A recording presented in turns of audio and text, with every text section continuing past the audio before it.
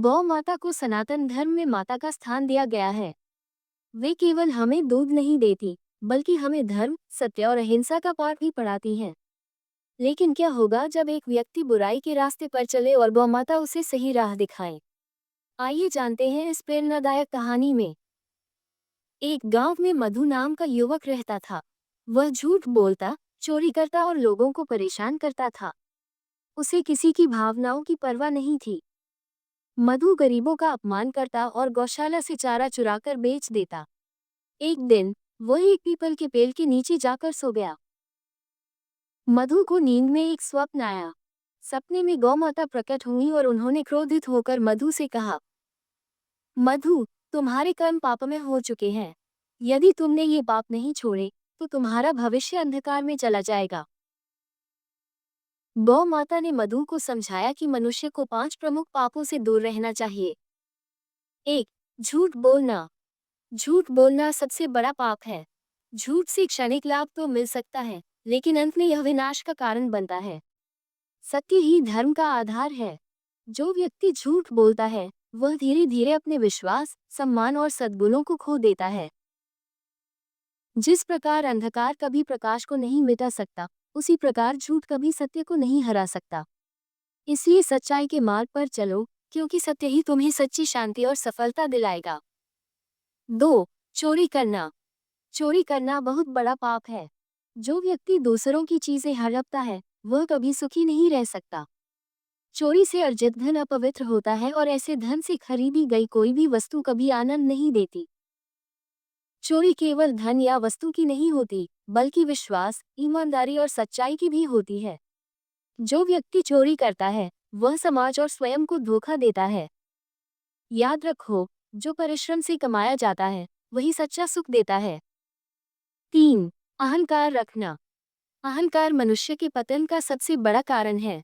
जो व्यक्ति स्वयं को सबसे श्रेष्ठ समझता है और दूसरों को तुच्छ मानता है, वह धीरे धीरे अपने शुभचिंतकों और सच्चे सुख को खो देता है।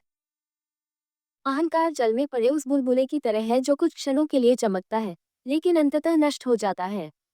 इतिहास गवाह है कि बड़े बड़े राजा और रावण जैसे बलशाली भी अपने अहंकार के कारण ही नष्ट हो गए। सच्ची महानता विनम्रता में है। जो झुकता है, वही सच्चे अर्थों में ऊंचा उठता है। इसलिए अहंकार को त्यागो और प्रेम, दया और विनम्रता का मार्ग अपनाओ। 4. दूसरों को कष्ट देना।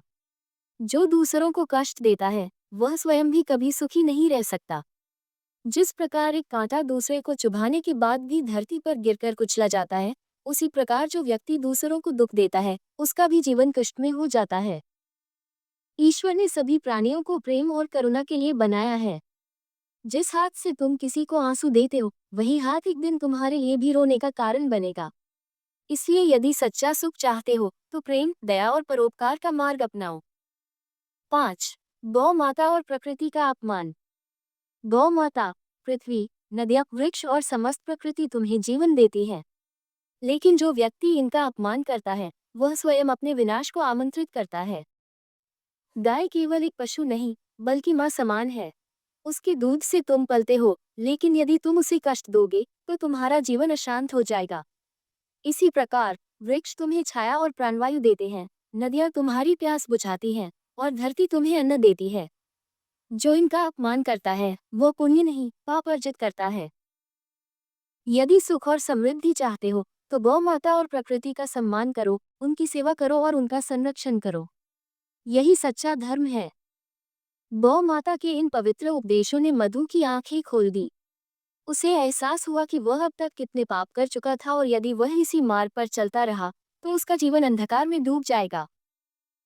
गौ माता हमें सिखाती है कि सत्य, ईमानदारी, विनम्रता, करुणा और प्रकृति के प्रति प्रेम ही सच्चा धर्म है।